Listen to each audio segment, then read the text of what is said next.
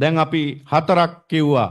සද්දා පරිභාවිතං චිත්තං, සීල පරිභාවිතං චිත්තං, සුත පරිභාවිතං චිත්තං, ත්‍යාග පරිභාවිතං චිත්තං. පස්වෙනි එක පඤ්ඤා පරිභාවිතං චිත්තං. ප්‍රඥාව නිතර භාවිත වෙන චිත්තයක් සෝවාන් පුද්ගලයාට තියෙන්නේ. ප්‍රඥාව කියව මොකද්ද? හිතේ පිරිසුදුකම. ඒක වේ සෝවාන් පුද්ගලයාගේ හිතේ පිරිසුදුකම ඉහළයි පෘථග්ජනයත් එක්ක සංසන්දනය කරලා බැලුවාම. එහෙනම් දැන් අපිට පුළුවන් තීරණයක් ගන්නකොට අපේ ජීවිත සම්බන්ධයෙන් තීරණයක් ගන්නකොට තීරණය ගන්න පුළුවන් ආකාර දෙකකට. ඒ කියන්නේ ඕනනම් පුළුවන් අපිට විඥාණයෙන් රාග දේශ මොහ සහිත විඥාණයෙන් තීරණයක් ගන්න ජීවිතය ගැන. ඒව නැත්නම් අපිට පුළුවන් ප්‍රඥාවෙන් තීරණයක් ගන්න ජීවිතය ගැන. මම පුංචි උදාහරණයක් ඔබට කියන්නම්.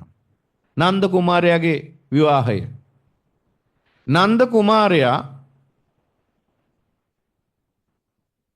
බුදුරජාණන් වහන්සේගේ සහෝදරයෙක් වෙච්ච නන්ද කුමාරයා එදා කපිලවස්තුවේ රජකමත් දරාගෙන අලුත් මාලිගාවකට ගෙවදිමින් ජනපද කල්යාණිය විවාහ කරගන්නයි තීරණය කරගෙන හිටියේ. ඉතින් මේ ජනපද කල්යාණි විවාහ කරගන්න දවසක් තියදී තමයි බුදුරජාණන් වහන්සේ කපිලවස්තුවේ රාජමාලිගාවට වැඩම කරලා දන් වැළඳුවේ. දන් වළඳලා එදාම ඒ නන්ද කුමාරයාව එක් කරගෙන ආවේ ආරාමයට අරන් ඇවිල්ලා මහාන කරේ. දැන් බලන්න පොඩ්ඩක් කල්පනා කරලා නන්ද කුමාරයා තීරණය ගන්න ගියේ කොහොමද? විඥාණයෙන්. බුදුරජාණන් වහන්සේ ඔහු සම්බන්ධ තීරණය ගත්තේ ප්‍රඥාවෙන්. එහෙනම් නන්ද කුමාරයා විඥාණයෙන් ගත්ත තීරණේ ක්‍රියාත්මක වුණා නම් ඔහු ජනපද කල්යාණිය කසාද බැඳලා රාජකුමාරයෙක් වශයෙන් ජීවත් වෙනවා. එහෙනම් අදටත් මිය පරලෝක ගිහිල්ලා තමයිට සතර අපායටත් ගිහිල්ලා මේ වෙනකොට තාම සංසාරේ දුක් විඳින සත්වෙක්. කොහේ හරි මේ අපායක හරි ඉන්නව එහෙනම් අද නන්ද කුමාරයා. මොකද කාමයේ නිසා රැස් වෙච්ච අකුසල් නිසා. එහෙනම් කොහේ හරි අපායක තමයි දැන් ඉන්නේ. විඥාණයෙන් ඒ තීරණේ දාගත්තා නම්. විඥාණයෙන් ඒ තීරණේ ගත්තා බුදුරජාණන් වහන්සේ මැදිහත් නොවුණා නම්.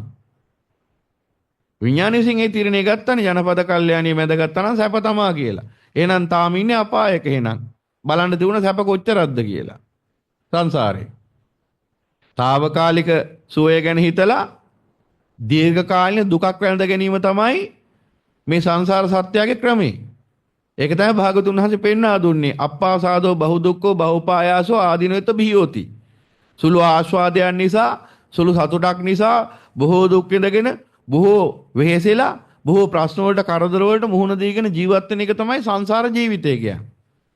ඒක හැමතිස්සෙම ගන්න අර විඥාණයෙන් රාග විඥාණයෙන් ගන්න තීරණයක්. එහෙනම් අන්න බලන්න රාග විඥාණයෙන් ගත්තනම් තීරණේ ඔහුට විනාශයක්මයි අත් වෙන්නේ. නමුත් ප්‍රඥාවෙන් ගත්ත තීරණේ නිසා බුදුරජාණන් වහන්සේ හැබැයි නන්ද කුමාරයා නෙමෙයි ප්‍රඥාවෙන් තීරණේ ගත්තේ ඉතින් බුදුරජාණන් වහන්සේ. මොකද ඒ ඉතින් නන්ද කුමාරයාගෙත් පින් මහිමේ. බුදුරජාණන් වහන්සේ කියන්නේ ඉතින් සහෝදරයා නන්ද කුමාරයාට. ඉතින් කෙබඳු ඥාතිකමක්ද ඒක? ඒක නිසා නන්ද කුමාරයා සම්බන්ධයෙන් ප්‍රඥාවෙන් තීරණය ගන්න භාගතුන් වහන්සේ හිටපු නිසා නන්ද කුමාරයා යන්තම් ගැලවුණා. නැත්තම් වෙන්නේ මොකද්ද? නැත්තම් අදටත් එදා ඒ සුළු ආස්වාද විඳින්න ඒ විවාහයටපත් වෙලා. එහෙනම් එදා මොකද මරණින් පස්සේ ආපහු ජනපද කල්යාණියත් එක්ක ඇඟිලි දෙක ගැට ගැහුවා වගේ මේ යනවා ආපහු මරණින් පස්සේ. ඇඟිලි දෙක ලිහිලා යන්නේ එහින් පස්සේ. ඊට පස්සේ කොයි ලෝකේ ගියාද දන්නේ නැහැ. ජනපද කල්යාණියයි එක අපායකට නන්ද කුමාරයයි තව අපායකට. ඕක නෙවෙන්නේ. නමුත් ඒ අසිරිමත් වූ බුදු පියාණන් වහන්සේගේ උත්තරීතර ප්‍රඥාවෙන් ඒ මහා ප්‍රඥාවෙන් ගත තීරණය නිසා නන්ද කුමාරයා විපතෙන් ගැලවිලා ඇවිල්ලා මහාන වුණා. මහාන වෙලා දන්නවනේ කතාව. ඉතින් මහාන වෙලා නමුත් අරහත් ඵලයටපත් වුණා. සුරංගනාවන් ලබන්න කියලා හරි හිතාගෙන ඒ කර්මස්ථානේ වඩනකොට වැටහුණා මේ මම මහා විලි ලැජ්ජාවක් නැති වැඩක් කරන්නේ කියලා. එහෙම තීරිලා අවසානයේ කොහොම හරි තමන් ගැනම ලැජ්ජාවටපත් වෙලා නිබ්බිදාවටපත් වෙලා උන්වහන්සේ අරහත් ඵලයේ පිහිටියා නන්ද කුමාරයා. නන්ද මහරහතන් වහන්සේ. ඒ වගේම අර ජනපද කල්යාණිය ඇයත් මහාන වුණා. මහානුනේ සුන්දරී නන්දා නමින්. නන්දා නම සුන්දරී නන්දා කියලා කිව්වා ලස්සන නිසා. ජනපද කල්යාණිය කිව්වේ ඒ ජනපදයේටම හිටපු රූමතිය නිසා. ඉතින් එතකොට ඇයත් මහාන වුණා. මහාන වෙලා සුන්දරී නන්දා නමින් මහාන වෙලා අවසානයේ ඒ සුන්දරී නන්දාත් සියලු කෙලෙස් නැසලා උත්තරීතර අරහත් ඵලයටපත් වුණා. අරහත් මෙහෙණින් වහන්සේ නමක් බවට පත් වුණා. ඒ නිසා නන්ද කුමාරයාත් රහත් වුණා. සුන්දරී නන්දා තෙරණියත් රහත් වුණා. දෙදෙනාම උත්තරීතර නිවනටපත් වුණා. එදා බුදුරජාණන් වහන්සේ වැඩ හිටියේ නැත්තම් දෙන්නාම අද ඉන්නේ අපායක. ආයි හොයන්න දෙයක් නැහැ ඉතින්. මොකද කාමයේ නිසා සිහි මුර්ජා වෙච්ච මුට්ට සතියකින් නැත්තම් මොට වෙච්ච සතියකින් යුක්තව වාසය කරනකොට එතන බුද්ධියක් හටගන්නේ සිහිය නැති තැන බුද්ධිය නැහැ. එතකොට එහෙනම් ඒ අසති සම්පජානකාරීත්වයෙන් තොරව ඒ අසතියෙන් යුක්ත වාසය කර සිහියෙන් තොරව බුද්ධියෙන් තොරව ඒ ගත කරන කාම ජීවිතය ඇතුලේ රැස් වෙන සංකාර තුලින් එහෙනම් නන්ද කුමාරයාත් සුන්දරී නන්දා දෙන්නාම අපායකට ගිහිල්ලා අද වෙනතුරු විතරක් නෙවෙයි තව අනන්ත කාලයක් යනකම් දුක් විඳිනවා එහෙනම්. නමුත් සදාතනික අමරණීය නිවනටපත් වුණා ඒ ලෝතුරු බුදු පියාණන් වහන්සේ ප්‍රඥාවෙන් ගත තීරණය නිසා. එතකොට දැන් අප වෙනුවෙන් එහෙම තීරණය අරගන්න බුදුරජාණන් වහන්සේ අප ළඟ නැත්තම් අපි තමන්ව බේරගන්න තමන් ආරක්ෂා කරගන්න අන්න තමන් ප්‍රඥාවෙන් තීරණය ගන්න ඕන තමන් ගැන. විඥාණයෙන් නෙවෙයි. ඒක කිව්වේ තව පැහැදිලි කරගමු මේක. ජීවිතයේ සමහර සිදුවීම් වලදී අපට එනවා හැඟීම් වලින් තීරණය ගන්නවද ප්‍රඥාවෙන් තීරණය ගන්නවද කියලා හිතලා බලන්න. සමහර සිදුවීම් සම්බන්ධයෙන් හැඟීම් වලින් තීරණය ගන්නවද ප්‍රඥාවෙන් මේ තීරණය ගන්නවද?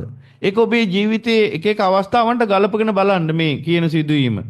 ඔබටත් මෙහෙම ඕන තරම් වෙලා ඇති. හැඟීමෙන් නැත්තම් රාගේ ප්‍රධාන වශයෙන් රාග දේශ මොහ. ඉනුත් ප්‍රධාන වශයෙන් රාගය. යම්කිසි ජීවිතේ තීරණයක් ගන්නකොට රාගයෙන් දෙයි තීරණය ගන්නෙ. නැත්තම් විරාගයෙන් දෙයි තීරණය ගන්නෙ. අන්න තවත් පැහැදිලි. රාගෙන් ගන්නවා නම් අන්න විඥාණයෙන් ගන්නේ තීරණේ. විරාගෙන් ගන්නවා නම් අන්න එක ප්‍රඥාවෙන් ගන්නෙ. එතකොට ඔබ අහන්න පුළුවන් ප්‍රඥාව තියෙන විඥානේ නොවේද කියලා. ප්‍රඥාව තියෙනෙත් විඥානයේ තුලම තමයි. නමුත් ස්වභාව දෙකක්. එතන විඥානය කියලා අදහස් කරන්නේ රාග දේශ මොහ ස්වභාවය. අපි ඔක තේරුම් ගන්න මෙහෙම කියමුකෝ. රාගය සහ විරාගය කියලා. එතකොට හරියනේ. එහෙනම් අපිට පුළුවන් අපේ ජීවිතය ගැන තීරණ ගන්න එක්ක රාගෙන් එක්ක විරාගෙන්. එහෙනම් රාගෙන් තීරණ ගැනීම තමයි මේ සංසාරේ විනාශයට හේතු උනේ හැමදේම. විරාගෙන් තීරණ ගත්තා නම් අද නිවනින්න ඕන. නැත්නම් නිවනටපත් වෙන්න ඕන. ඒ නිසා පඤ්ඤා පරිභාවිතං චිත්තං කියන්නේ හැමතිස්සෙම මේ විරාගයෙන් යුක්තව කටයුතු කිරීමේ හැකියාව. නැත්තම් ප්‍රඥාවෙන් කටයුතු කරනවා කිව්වේ විරාගයෙන් කටයුතු කිරීම. එහෙනම් අඥානකමෙන් කටයුතු කරනවා කිව්වේ රාගයෙන් කටයුතු කිරීම. එහෙනම් ඥාණයෙන් කටයුතු කරනවා කිව්වේ විරාගයෙන් කටයුතු කිරීම. එහෙනම් දුක්ඛේ ඥානං කියන්නේ රාගේ. දුක්ඛේ අඥානං කියන්නේ රාගයෙන් කටයුතු කිරීම. දුක්ඛේ අඥානං කියන්නේ රාගයෙන් කටයුතු කිරීම. දුක්ඛේ ඥානං කියන්නේ විරාගයෙන් කටයුතු කිරීම. එහෙනම් විරාගයෙන් කටයුතු කිරීම තමයි පඤ්ඤා පරිභාවිතං චිත්තං කියන්නේ. ප්‍රඥාව නිතර භාවිත වෙන චිත්තයක් කිව්වේ. එහෙනම් ඒ සෝවාන් පුද්ගලයා සෝවාන් ඵලයේ ඉඳලා ඉදිරියට අන්නේ සෝවාන් මාර්ගඵලලාභියා තමයි තින් ආරම්භක පුද්ගලයා මේ නිර්වාණ මාර්ගේ එතන ඉඳලා ඉදිරියට ඔහු ජීවිතේ වැඩි හරියක් තීරණ ගන්නේ විරාගෙන් ප්‍රඥාවෙන්. ඒ නිසා තමයි නිර්වාණ මාර්ගේ වැඩෙන්නේ. ඒ නිසා තමයි සෝවාන් පුද්ගලයා සකදාගාමි වෙන්නේ. සකදාගාමි පුද්ගලයා අනාගාමී, අනාගාමි පුද්ගලයා අරහත් වෙන්නේ. ක්‍රමානුකූලව මාර්ගඵල වලින් ඉස්සරහට යන්නේ. පවතින කෙලෙස් ප්‍රහාණයටපත් වෙන්නේ. ඒ ප්‍රඥාවෙන් තීරණය ගන්න නිසා හැමතිස්සෙම. දැන් බලන්න ප්‍රඥාවෙන් සහ හැඟීමෙන් තීරණ ගන්න එන අවස්ථාවක් ගැන තව පොන්චි උදාහරණයක් මම කියන්නම්කෝ අද මේ සනරාම රාත්‍රී සම්බන්ධයෙන්. දැන් ඔන්න යම්කිසි පින්වතෙක්ට දැනගන්න ලැබෙනවා සනරාම රාත්‍රිය අද පැවැත්වෙනවා මෙහෙම අරණ විහාරේ. ඒ වගේම ඔහුට අහන්න හම්බ වෙනවා අද මෙහෙම ප්‍රිය සම්භාෂණයකුත් පැවැත්වෙනවා. ප්‍රිය සම්භාෂණයක් පැවැත්වෙනවා, පාටියක් පැවැත්වෙනවා. අතීතයේ යාළුවෝ ටිකක් එකතු වෙලා අද විනෝද වෙනවා කියලා ඔන්න එහෙම එකකුත් ආරංචි වෙනවා. දැන් එතන ඉන්නවා පරණ යාළුවෝ ඉන්නවා, එකට වැඩ කරපු අය ඉන්නවා. ඒ අය කාලා බීලා විනෝද වෙන පාටියකුත් අදම තියෙනවා. මේ රැයේම. ඒ රැයේම සනරාම රාත්‍රියත් පවතිනවා. දැන් එක පුද්ගලයෙක්ට මේ දෙකම ගැන දැනගන්න හම්බ වෙනවා. ඔහුට බණහන් උමනාවක් තියෙනවා, අර පාටියට යන්න උමනාවක් තියෙනවා. මෙන්න මේ අවශ්‍යතා දෙකම ඔහුට එකවර ඉදිලා තියෙනවා. මේ දෙකෙන් කෝකටද මේ පුද්ගලයා ගමන් කරන්නේ? මේ පුද්ගලයාගේ රාගය බලවත් නම් අනිවාර්යෙන් ඔහු ගමන් කරන්නේ අර ප්‍රිය සම්භාෂණයේ දිහාට. කාමරාගය බලවත් නම්. ඔහුගේ කාමරාගය දුර්වලයි, විරාගය බලවත් නම් ඔහු අනිවාර්යෙන් පැමිණෙන්නේ සනරාම රාත්‍රියට බණහන්. අන බලන්න. අර හැඟීමෙන් තීරණය ගත්තා නම් ඔහුට යන්න වෙන්නේ ප්‍රිය සම්භාෂණයට. බුද්ධියෙන් තීරණය ගත්ත නිසා සනරාම රාත්‍රියට ආවා. මෙන්න මම පුංචි උදාහරණයක් මේ කිව්වේ. එහෙනම් අන්න ප්‍රඥාවෙන් කටයුතු කරනවා කියන්නේ මොකක්ද කියලා දැන් ඔබට වැටහෙනවා ඇති එහෙනම්. ওই විදිහට ජීවිතේ ඕනෑ තරම් අවස්ථා එළඹෙනවා ඔබගේ ප්‍රඥාව පරීක්ෂා කරන මේ විශ්ව ලෝක ධාතුව විසින් නැත්නම් මේ සබා දහම විසින් ඔබගේ ප්‍රඥාව පරීක්ෂා කරන ඒ හැම තැනකදීම ඔබ සමත් වෙන්න ඕන. ඒ හැම තැනකදීම අසමත් වුණොත් එහෙනම් ඉතින් යන්න වෙන්නේ සංසාරෙට. එහෙනම් පෘථග්ජනෙක්. එහෙනම් සෝවාන් පුද්ගලයා කියන්නේ මෙන්න මේ නිරන්තරයෙන්ම ප්‍රඥාවෙන් යුක්තව වාසය කරන පුද්ගලයා. ප්‍රඥාවෙන් යුක්තව තීරණ ගන්න පුද්ගලයා. පරිභාවිතං කියන්නේ නිතර භාවිත වෙනවා. නැත්තම් නිරන්තරයෙන් භාවිත වෙනවා මේ චිත්තය තුල මේ ප්‍රඥාව. එහෙනම් අන්න සෝවාන් පුද්ගලයාගේ ඊළඟ ලක්ෂණය ඒක.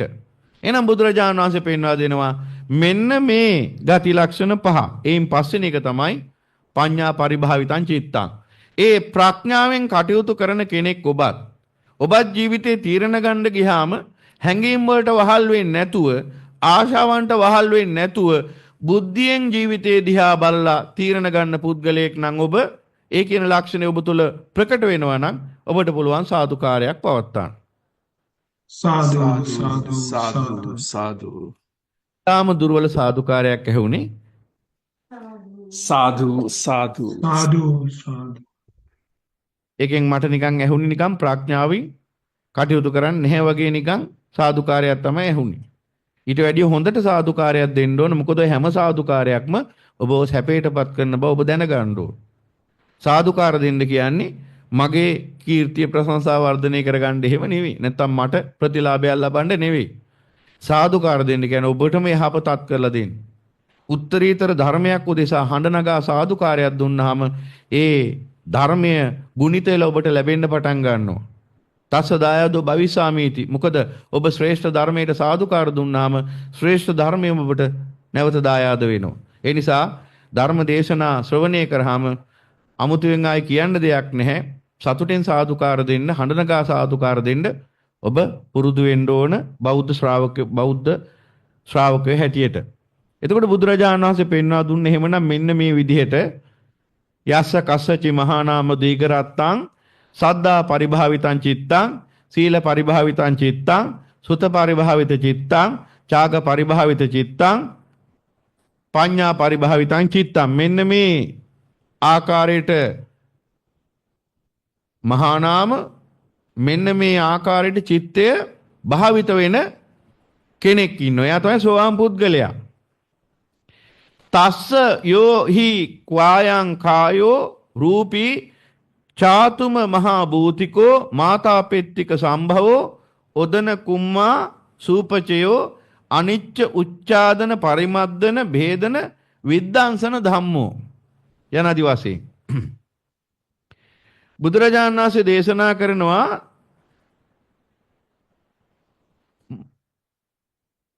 මහා නාම මෙන්න මේ කියන අංග ලක්ෂණ පහෙන් යුක්ත චිත්තයක් භාවිත කරන කෙනෙක් ඉන්නවා. එයාගේ චිත්තයේ තියෙන අංග ලක්ෂණ පහ තමයි අපි මෙච්චරලා විස්තර කළේ. මෙන්න මේ අංග ලක්ෂණ පහෙන් යුක්ත චිත්තයක් තියෙන කෙනෙක් ඉන්නවා. අන්නේ කෙනාටත් තියෙනවා මොකද්ද? කයක් ශරීරයක් තියෙනවා. මෙන්න මේ ශරීරය තස්ස යෝහි කායං කායෝ මේ කය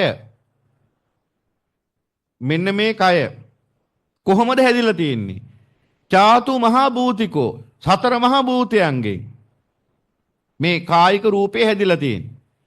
මාතා පෙත්තික සම්භවෝ මවගේ පියාගේ එකතුවෙන් තමයි මේ ශරීරය හැදිලා තියෙන්නේ. මවගේ පියාගෙන් ලැබිච්ච ඥාන වලින්. ඔදන කුම්මා සූපචයෝ කන බොන ආහාරයෙන් මේක වැඩිලා තියෙන්නේ. අනිච්ච උච්චාදන පරිමද්දන ભેදන විද්දාංශන ධම්මෝ නොඑක් ඉලීම් පිරිමැදීම් අතපත ගෑම් ආදී නොඑක් පිරිමැදීම් වලින් මේ ශරීරය සුවපත් වෙන්නේ. එබඳු කුණු ශරීරයක් මේ තියෙන්නේ. මිනිහෙට තියෙනවා චිත්තයයි කයයි දෙකක්, සිතයි කයයි දෙකක්. දැන් අන්න අර කයේ ස්වභාවය බුදුරජාණන් සිතේ ස්වභාවය යන්න පැහැදිලි කළා. ඒක ශ්‍රද්ධාවෙන් යුක්තයි, සීලෙන් යුක්තයි, ඊළඟට ත්‍යාගයෙන් යුක්තයි, ඊළඟට ප්‍රඥාවෙන් යුක්තයි, සුතෙන් යුක්තයි, මේ අංග ලක්ෂණ වලින් යුක්තයි. මේ අංග පහෙන්ම යුක්තයි. එතකොට මෙන්න මේ අංග පහෙන් යුක්ත මේ පුද්ගලයාගේ ශරීරය අර සතර මහා භූතයන්ගෙන් සකස් වෙලා තියෙන අර මවගේ පියාගේ ඥාන වලින් වැඩුණ සකස් වුණ ආහාරයෙන් පෝෂණය වෙන ඕජසයෙන් සකස් වෙලා තියෙන පිරිමැදීම් ආදී මේ ස්පර්ශයන්ගෙන් සුවපත් වන ශරීරයක් මේ තියෙන්නේ. එතකොට කය අර විදිහයි හිත අර විදිහයි. දැන් සෝවාන් වුණා කියලා කයේ ස්වභාවය වෙනස් වෙනවද? කයේ ස්වභාවය වෙනස් වෙන්නේ නැහැ. එහෙනම් සෝවාන් වුණා මොකද්ද වෙන්නේ? හිතේ ස්වභාවය වෙනස් වෙයි. එහෙනම් කයේ ස්වභාවය ඒ විදිහමයි හිතේ ස්වභාවය පමණක් පරිවර්තනය වෙනවා. අන්නර කියන අංග ලක්ෂණ පහ ඇති වෙනවා ඒ සිතේ. ශ්‍රද්ධාව ඇති වෙනවා, සීලය ඇති වෙනවා, සුතය ඇති වෙනවා, ත්‍යාගය ඇති වෙනවා, ප්‍රඥාව ඇති වෙනවා. මේ පහෙන් ඒ හිත පිරෙන්න පටන් ගන්නවා. අන්න සෝවාන් පුද්ගලයාගේ සිතේ තමයි වෙනස ඇති වෙලා තියෙන්නේ. කයේ නෙවෙයි. ඒ නිසා මොකද වෙන්නේ? මේ කුණු කය කියන එක කොහොමත් දාලා යනවා. මේ කුණු කය කියන කොහොමත් දාලා යනවා. මේ කුණු කය හැදිලා තියෙන්නේ අර විදියට සතර මහා භූතයන්ගෙන් කන බොන ආහාරයෙන් ලැබිච්ච ඕජසයෙන්. එතකොට මේ කය තං ඉදේව කාකාවා කාදන්ති ගිජ්ජාවා කාදන්ති කුලලාවා කාදන්ති සුනකාවා කාදන්ති සිංගාලාවා කාදන්ති විවිධාවා පානක ජාතා කාදන්ති. අන්න බුදුරජාණන් වහන්සේ පෙන්වා දෙනවා සිත අර විදිහට වැඩුණත් කය කියන්නේ අර වගේ කුණු ගොඩක්. ඒ නිසා ඒ සෝවාන් පුද්ගලයා මැරුණාම ඔහුගේ කය අර කුණු ගොඩක් නේක. ඒක නිසා ඔහුගේ ශරීරය මෙන්න මේ විදිහට ආහාරයක් වෙනවා සතුන්ට. එදාට මොකද වෙන්නේ? කොච්චර වටිනවා, කොච්චර ලස්සනයි, කොච්චර සුන්දරයි කියලා හිතාගෙන ජීවත් වුණත් එදාට ඒ ඕජසෙන් හැදිච්ච කය මැරිලා ගිය දවසට ඒක කන්නේ කවුද? කපුටෝ කනෝ ඒක. කාකාවා කාදන්ති. ගිජ්ජාවා කාදන්ති. ගිජුලිහිනියෝ කනෝ ඒක. කුලලාවා කාදන්ති. උකුස්ව කනෝ ඒක එදාට. සුනකාවා කාදන්ති. බල්ලෝ කනෝ එදාට ඒ කුණු කය. සිංගාලාවා කාදන්ති. සිංගාලේ වුණොත් සිවල්ලු කනෝ එදාට ඒ කුණු කය. විවිධාවා පානක ජාතා කාදන්ති. පණුවාදී නොයෙක් විවිධ සත්තු කෘමීන් මේ ශරීරය කනවා. සෝවාන් පුද්ගලයාත් සෝවාන් ඵලයේ ඉඳලා අපි හිතමු මැරුණා. නැත්නම් සෝවාන් පුද්ගලයෙක් මග වඩමින් ඉඳලා මැරුණා කියලා. එතකොට ඔහුගේ ශරීරය මිය යනවා. ශරීරය මිය ගියාම අන්නර වගේ සත්තුන්ට කන්න පුළුවන්, කනත්තකට ඇදලා දාන්න පුළුවන් කුණු කයක් ඒක. හැබැයි හිත ශ්‍රේෂ්ඨයි. හිතේ පරිවර්තනය සිද්ධ වුණේ. සෝවාන් වුණාම පරිවර්තනය සිද්ධ වුණේ කායේ නෙවෙයි හිතේනේ. එහෙනම් අන්න බුදුරජාණන් වහන්සේ දේශනා කරනවා යංච ක්වාහස චිත්තං දීගරත්තං සද්ධා පරිභාවිතං චිත්තං සීල පරිභාවිතං චිත්තං සුත පරිභාවිත චිත්තං ඡාග පරිභාවිත චිත්තං පඤ්ඤා පරිභාවිත චිත්තං තං උද්දංගාමි හෝති විශේෂගාමි කියලා අන්න පැහැදිලි කරනවා.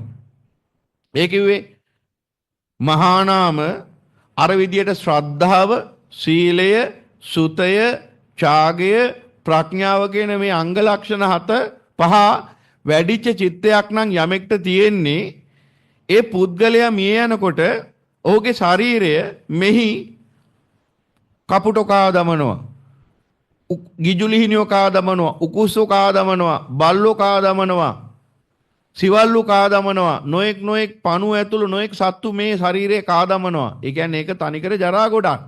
හැබැයි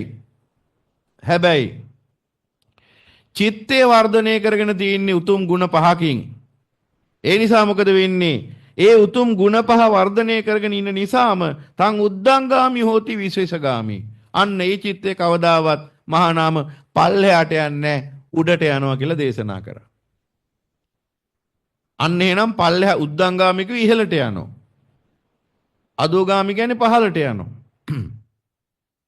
එහෙනම් පහළට යනකොට අපාය ඇතුළු සතර අපායට යනවා. මේ නිරය ඇතුළු සතර අපායට යනවා. උද්දංගාමි කියන්නේ එහෙනම් දිව්‍ය තල සහ බ්‍රහ්ම තල දක්වා ඉහළට යනවා. එහෙනම් සෝවාන් පුද්ගලයා අන්න පහළට එන කෙනෙක් නෙවෙයි ඉහළට යන කෙනෙක්.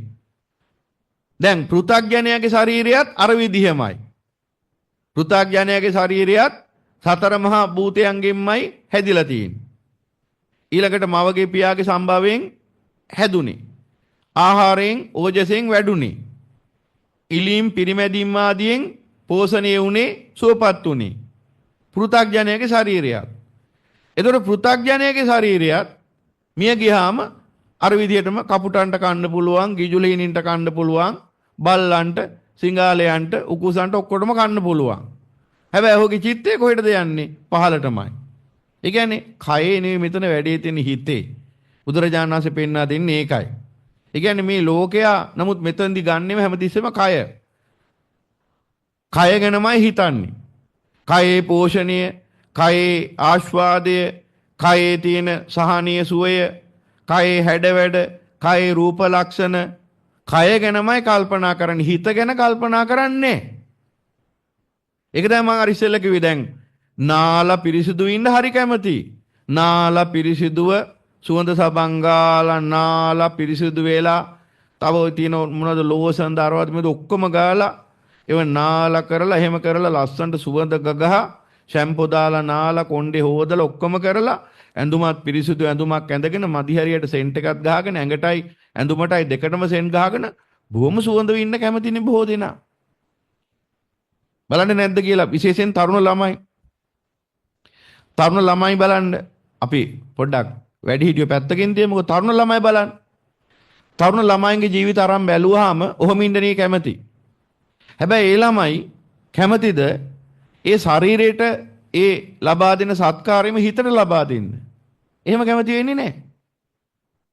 දැන් ලස්සනට ඇඳලා නාලා ලස්සනට නාලා කරලා පිරිසිදු ඇඳුමක් ඇඳගෙන සෙන් ගගහ එහෙම නැත්නම් සුවඳ විලවුම් හමහම ඉන්න කැමති වුණාට තරුණ ළමෙක් ශාරීරිකව පිරිසිදු ඉන්න කැමති වුණාට මානසිකව පිරිසිදු ඉන්න කැමති නැහැ. ඒ නිසා තමයි බනහඬ ඒ අය වැඩි නැත්තේ. එහෙම ඉන්නවනම් කවුරු හරි අන්න ශ්‍රේෂ්ඨ ළමෙක් තරුණ වුණා. එහෙනම් අන්න බනහඬ කැමති වෙන්නේ නැත්තේ ඇයි?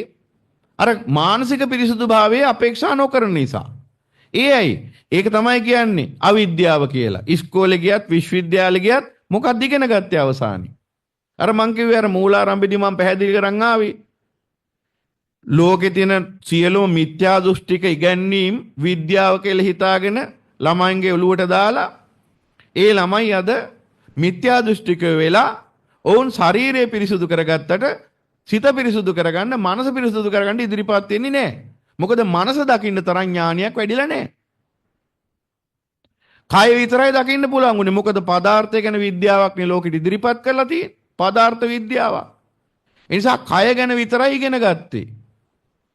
කය ගැන විතරයි දන්නේ. මනස ගැන දන්නේ නැති නිසා කය විතරක් පිරිසිදුව තියන් ඉන්න, මනස අපිරිසිදුව තියන් ඉන්න මියගිය සැනින් අපායකට යන જાති මිනිහෙක් තමයි නිර්මාණය වෙලා තියෙන්නේ. විශේෂයෙන්ම තරුණ පරම්පරාව අතර ඕක ඔබට දකින්න පුළුවන්. ඔවුන් ශාරීරිකව පිරිසුදු වෙන්න කැමති වුණාට මානසිකව පිරිසුදු වෙන්න පොඩ්ඩක්වත්ම කැමති නැති જાතියක්. සමහර ළමයි ඉන්නවා ශාරීරිකව පිරිසුදු වෙන්නත් කැමති නැහැ. මට එහෙම කියපු අයත් ඉන්නවා අපේ දරුවා නාන්න කැමති නැහැ. නාන්න හරිම හොරයි බාත් รู එකට යන්නේ බල්ලෙක් නාවන්න ඇදගෙන යනවා වගේ බාත් รู එකට යවන්න ඕනේ. ඒ ගියත් ෂවර් එක කරලා පැත්තක වාඩි වෙලා ඉඳලා එනවා කියලා බොරුවට නාන්න නැතුව. ඉතින් අන්න බලන්න එහෙමත් නෑ අඩුම තරමේ ශරීරයත් පිරිසුදු තියාග. ඒ තරම්ම උකටලි පිරිහිච්ච මිනිස් පරපුරක් තරුණ පරපුරක් ළමා පරපුරක් නැත්තම් එහෙම මිනිස් ප්‍රජාවක් අපිට දකින්න ලැබෙනවා දැන්. ඒ කියන්නේ මොනම පාරිශුද්ධත්වයක්වත් නෑ අවසානයේ බැලුවාම. ඒ නිසා පින්වතුනි මේ බුදුරජාණන් වහන්සේ පෙන්වා දෙන්නේ අපිට හිත පිරිසුදු කර ගැනීමේ ධර්මය. උන්වහන්සේ පෙන්වා දෙන්නේ මොකද්ද? කය කොහොම වුණත් වැඩක් නෑ. කය කොච්චර රසවත් ආහාර දීලා නොඑක් ආකාරයෙන් ආදර සත්කාර පවත්තලා මේ කයට කොච්චර සංග්‍රහ කළත් මේ කයෙන් යහපතක් අපට වෙන්නේ නැහැ. මේ කය දාලා යනවා මරණයෙන් පස්සේ ඒ කයෙන් ප්‍රයෝජනයක් වෙන්නේ අන්නර කපුටන්ට, ගිජුල්හීනීන්ට, උකුස්සන්ට, සුනකයන්ට, සිංහලයන්ට, පණුවන්ට තමයි කයෙන් ප්‍රයෝජනයක් තියෙන්නේ. කය කොච්චර ආදරෙන් වැඩුවත් පෝෂණය කර කයෙන් ප්‍රයෝජනයක් තියෙන්නේ අන්න අරයට. එහෙනම් හිතටයි අපි අවධානය යොමු කරන්න ඕන කයට නෙවෙයි. කියන්නේ කයට කණ්ඩ බොණ්ඩ දෙන්න එපා. කය අපිරිසුදු තියන් ඉන්න කියන එක නෙවෙයි එකෙන් අදහස් කරන්නේ. පිරිසුදු ඉන්න කණ්ඩ බොණ්ඩ හැමදේම කරන්න ඕන. කය පෝෂණය කරන්න, කය නිරෝගීව පවත්වාගෙන යන්න ඕන. කය එක්වරක් නිරෝගීව පවත්වාගෙන යන්න ඕන නම් සිත දහස් වරක් නිරෝගීව පවත්වාගෙන යන්න ඕන. නමුත් මිනිස්සු කරන්නේ මොකද? කයේ නිරෝගීකම විතරමයි කල්පනා කරන්නේ. හිතේ නිරෝගීකම වැඩක්ම නැහැ. ඒ නිසා තමයි අනන්ත කාලෙක ඉඳලා අද දුක් විඳි. ඒ නිසා බුද්ධිමත් මිනිසෙක් වෙන්න මේ අත්භවයේදීවත් මෝඩෙක් වෙන්නේ නැතුව බුද්ධිමත් මිනිසෙක් වශයෙන් කල්පනා කරන්න වඩා වැදගත් වෙන්නේ කුමන නිරෝගීකමද ඔබට? මෙන්න මේ ශාක්‍ය මහා නාම කුමාරයාට බුදුරජාණන් වහන්සේ පෙන්වා දෙන්නේ ධර්මය. එයින් නොනවති උන්වහන්සේ ලස්සන උපමාවකුත් පෙන්වා දෙන මෙන්න පින්වතුනි. ඒක තේරුම් ගන්න. සේයතාපි මහා නාම පුරිසෝ සප්පි කුම්භං වා තේල කුම්භං වා ගම්බීරං උදකරහදං ඔගාහිත්වා බින්දෙය්‍ය තත්‍රය අස්ස සක්කරාවා කටලාවා සා අදෝගාමි අස්ස යංච ක්වාස තත්‍ර සප්පිවා තේලංවා තං උද්දංගාමි අස්ස විශේෂගාමි. මෙන්න උපමාවක් පෙන්වන බුදුරජාන් වහන්සේ. මහා නාම යම් ආකාරයකින් ගිතෙල් කලයක් හෝ තෙල් කලයක් තියෙනවා. ගිතෙල් කලයක් හෝ තෙල් කලයක්. සේයතාපි මහා නාම පුරිසෝ සප්පි කුම්භං වා කිව්වේ ගිතෙල් කලයක්. හෝ තේල කුම්භං වා කිව්වේ තෙල් කලයක් හෝ පවතිනවා. මෙන්න මේ ගිතෙල් කලේ හරි තෙල් කලේ හරි අරගෙන ගම්බීරං උදකරහදං ඔගාහිත්වා බින්දෙය. ගැඹුරු වතුරක බස්සලා අර කලේ බින්දිනවා. ගැඹුරු වතුරක අර කලේ ඇතුළත් කරලා කලේ බස්සලා කලේ බින්දිනවා. තෙල් අර ගිතෙල් කලේ හරි තෙල් කලේ හරි. දැන් මොකද වෙන්නේ? తත්‍රය අස්ස සක්කරාවා කටලාවා සහ අදෝගාමි අස්ස යංච ක්වාස తත්‍ර සප්පීවා තේලංවා තං උද්දංගාමි අස්ස විශේෂගාමි. අර බින්දිලා ගිය කලේ තියෙන කැබලි, කලේ තියෙන මැටි කැබලි, ඒ කලේ මැටි කැබලි ටික අර බර ටික යටට යනවා. ඒ ගිතෙල් කලේ වතුර ගැඹුරු වතුරක දාලා බින්ද ගමන් අර කලේ තියෙන මැටි කටු ටික, කලේ කටු ටික මේ වතුර යටට බහිනවා. අර තෙල් ටික, අර ගිතෙල් ටික උඩට එනවා වතුරේ. මෙන්න මේ විදිහටම ඒව මේවකෝ මහා නාම. මේ උපමාව දැන් තේරුණානේ ඔබටනේ. අන්න ඒ වගේ. එතකොට ඒ කලේ බිඳිච්ච ගමන් කලේ කටු ටික යටට ගියා, තෙල් ටික නැත්තම් ගිතෙල් ටික උඩට ආවා. ඒව මේවකෝ මහා නාම යස්ස කස්සචි දීගරත්තං සද්ධා පරිභාවිතං චිත්තං සීල පරිභාවිතං චිත්තං සුත පරිභාවිත චිත්තං ඡාග පරිභාවිත චිත්තං පඤ්ඤා පරිභාවිතං චිත්තං තස්ස යෝහි ක්වායං කායෝ රූපී චාතුමහා භූතිකෝ මාතාපෙත්තික සම්භවෝ උදන කුම්මා සූපචයෝ අනිච්ච උච්ඡාදන පරිමද්දන භේදන විද්දංසන ධම්මෝ තං ඉදේව කාකාවා කාදන්ති ගිජ්ජාවා කාදන්ති කුලලාවා කාදන්ති සුනකාවා කාදන්ති සිංගලාවා කාදන්ති විවිධාවා පානක ජාතා කාදන්ති යංච ක්වාස්ස චිත්තං උද්දංගාමි හෝති විශේෂගාමි තුය පනකෝ මහානාම දීගරත්තං සද්ධා පරිභාවිතං චිත්තං සීල පරිභාවිතං චිත්තං සුත පරිභාවිතං චිත්තං ඡාග පරිභාවිතං චිත්තං පඤ්ඤා පරිභාවිතං චිත්තං මා භායි මහානාම අපාපකං තේ මරණං භවිස්සති අපාපිකා කාලං කිරියාති කියලා විස්තර කරනවා. මොකක්ද ඒ කිව්වේ?